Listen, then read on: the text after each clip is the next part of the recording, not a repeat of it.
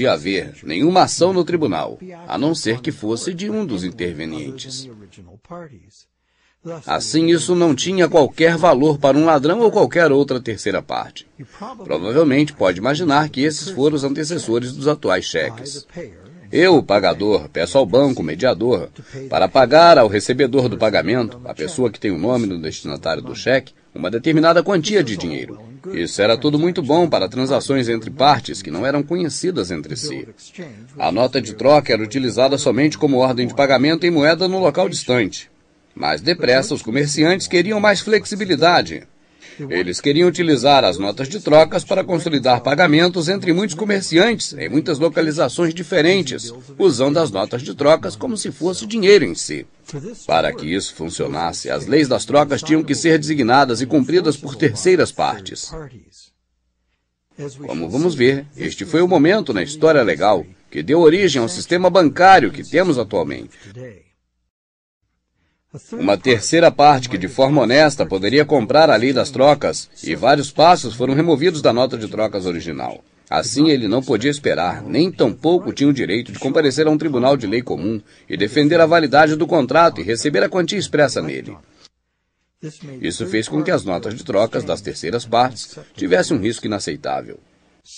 Então, para utilizar as notas de trocas como um sistema de pagamento com terceira parte conveniente e garantido, o equivalente ao dinheiro, a prática da lei comum teve de ser posta de parte, no que respeita às notas de trocas. Na Inglaterra, houve uma série de decisões legais, até que esse problema do comércio foi remediado, fazendo com que as notas de trocas pudessem ser executadas por terceiras partes.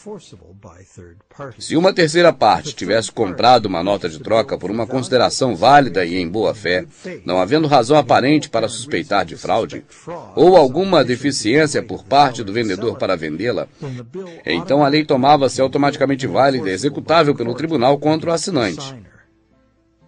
O que é que significava essa mudança? Significava essencialmente que qualquer nota de troca era considerada legítima, uma vez que fosse vendida. As notas de trocas e todas as outras subsequentes formas de promessas de pagamento, como a notável exibição dos cheques, passaram a ser transferíveis e executáveis em tribunal. Era exatamente o que os comerciantes queriam. Agora, os contratos de dívidas poderiam ser vendidos como se fossem coisas, e o negócio das transações seria agora muito mais fácil. Não somente isso, abriu um mercado completamente novo para os que procuravam lucro. Seriam eles próprios quem trocariam as notas de trocas. Assim nascia o mercado da dívida. A mudança na lei também teve outro efeito. Tornou possível enganar ou mesmo forçar uma pessoa a assinar uma promessa de pagamento legal. E depois, se essa promessa fosse comprada por uma terceira parte, por uma verdadeira consideração e boa-fé, seria executada pelo tribunal contra o assinante.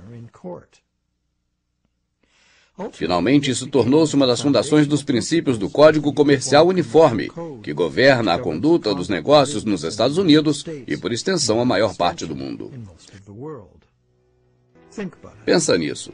Se comprarmos um computador roubado de uma pessoa na rua, somos culpados de estar recebendo bem roubado, uma ofensa criminosa. Não importa se pagamos com dinheiro honesto e que não sabíamos que os bens eram roubados. O tribunal vai restaurar os bens ao seu proprietário. Nós, como compradores inocentes ou não, perdemos o nosso dinheiro e ainda podemos ser acusados pelo crime. Mas se comprarmos um contrato de empréstimo de um bancário e darmos-lhes um valor real por ele em boa fé, não importa que o contrato de empréstimo possa ser criado sob falso pretexto. Quem quer que o tenha assinado segundo a lei do comércio dos contratos é obrigado a pagar o empréstimo e os tribunais vão forçá-lo a fazer isso. Hoje em dia, os contratos de dívidas têm vários formatos, incluindo especialmente empréstimos e hipotecas. É significativo notar que à medida que essas restrições comuns foram removidas, era criado o novo Banco da Inglaterra, o primeiro banco estatal autorizado a criar dinheiro a partir do nada. As novas leis vieram mesmo a calhar, fazendo com que os novos e vazios contratos do novo banco fossem executáveis contra o chamado mutuário. O banco tem benefícios dos juros de todo o dinheiro que cria a partir do nada. William Peterson, fundador do Banco da Inglaterra. Aqueles que descobriram a verdadeira natureza dos seus empréstimos bancários e tentaram desafiar a validade dos seus contratos de dívida nos tribunais modernos, descobriram que, para sua desgraça, que esta lei do comércio de contratos é ainda a defesa absoluta do dinheiro como dívida.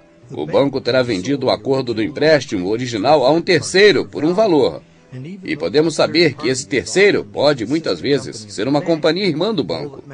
Tudo o que importa ao juiz é quem possui o documento, e o que consta nele, e quem assinou.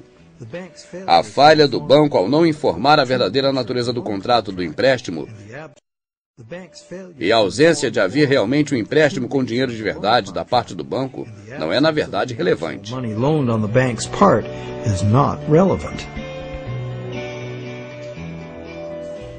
O resumo bem simplificado do que nós assistimos nesse segmento é que, ao longo dos tempos, os donos do mundo, os senhores do mundo, os banqueiros, Illuminati, eles foram criando leis nos diversos países de acordo com suas necessidades. E nessas leis, claro que eles não visam nada em favor da sociedade, da população, mas apenas do seu próprio interesse, passando por cima de diversos critérios.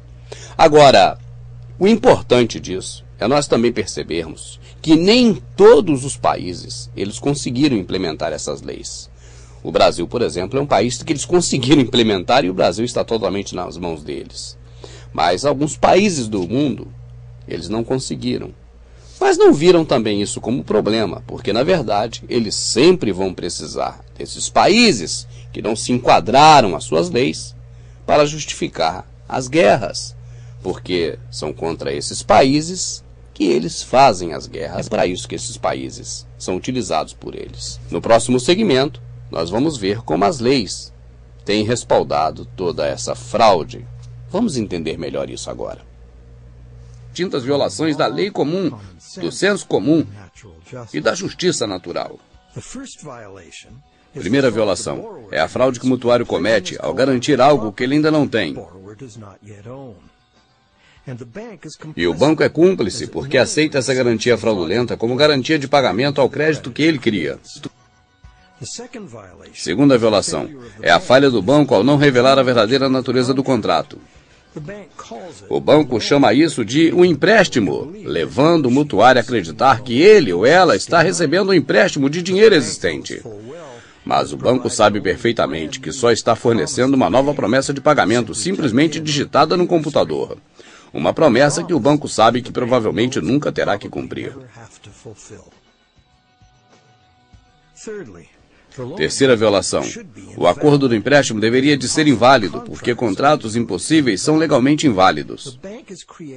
O banco está criando um contrato impossível porque as condições requeridas para garantir que o mutuário tenha oportunidade de pagar o empréstimo, o valor do empréstimo mais os juros, não são cumpridos. A não ser que o sistema cumpra 100% da reciclagem de ambos os valores do empréstimo e dos juros, o que na verdade não cumpre. Alguns mutuários não vão conseguir pagar e perder a sua garantia de empréstimo, simplesmente devido à escassez sistemática do dinheiro.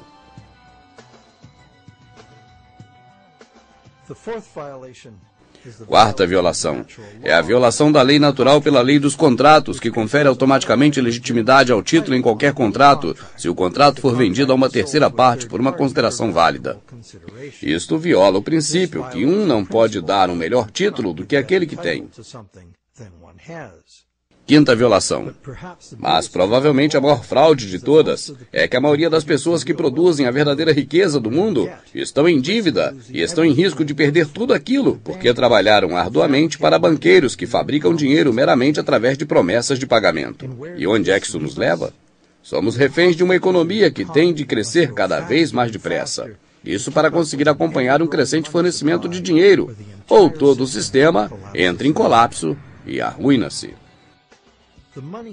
O sistema do dinheiro que está atualmente estruturado recusa-se a reconhecer que a verdadeira economia está limitada pela capacidade do planeta para fornecer as matérias-primas e também os serviços de lixeiras que a economia necessita. O planeta é finito. Por isso deveria ser óbvio que a economia não pode crescer a um ritmo muito acelerado para sempre. O nosso sistema de dinheiro atual anda como o carro do filme que não podia diminuir a velocidade ou a bomba instalada no carro explodiria. E a nossa situação é ainda pior. porque a criação da dívida tem que estar sempre acelerada, ou toda a economia entra em colapso.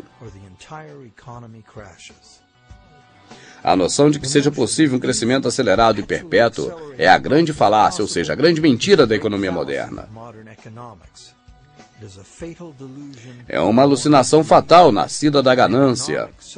O colapso econômico, social e ambiental sem precedentes é inevitável. E esse sistema monetário não tem esperança e é incapaz de se adaptar. Reforma do sistema monetário já. Não admira que os reformistas do sistema monetário por todo o planeta insistam que todo o sistema monetário tem que ser reconstruído. Então, qual é a solução? Uma ideia sugerida por muitas pessoas é voltar aos dias em que o dinheiro era apoiado pelo ouro. O argumento é de que o ouro é um verdadeiro dinheiro porque tem um valor hereditário. O princípio mais importante aqui é que o dinheiro deve ser de uma comodidade que é valiosa devido à sua escassez. E o ouro é escasso. Como regra geral, aqueles que detêm o dinheiro atualmente também acreditam que o dinheiro deveria de existir e ser independente do governo. Do outro lado, os que acreditam que a criação do dinheiro deveria ser exclusiva dos governos. O governo, que representa todas as pessoas, deveria de gastar o dinheiro existente no interesse público, apoiando o valor da moeda naquilo que era o gasto do dinheiro. Tendo recuperado simplesmente o poder de gastar o dinheiro que existe, o governo nunca teria necessidade de ter dívida ou pagar juros. E é claro que se o governo continuasse sempre gastando, resultaria numa moeda sem valor. Para impedir a inflação, o dinheiro também tinha que ser extinguido. Isso poderia ser conseguido usando uma grande variedade de impostos, também recursos reais e honorário dos utilizadores. Os gastos do governo, os impostos do governo poderiam assim criar um equilíbrio perfeito. Contudo, o objetivo dos impostos seria conseguir uma estabilização de preços, porque o governo não necessitaria de rendimentos provenientes dos